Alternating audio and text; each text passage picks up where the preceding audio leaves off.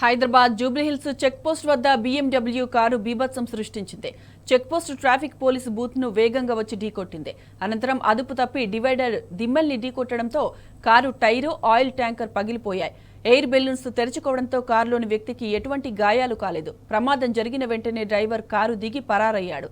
ఘటనా స్థలానికి చేరుకున్న జూబ్లీహిల్స్ పోలీసులు కారును స్టేషన్కు తరలించారు. మద్యం మత్తులో ఈ ప్రమాదం జరిగి ఉంటుందని పోలీసులు అనుమానం వ్యక్తం చేస్తున్నారు.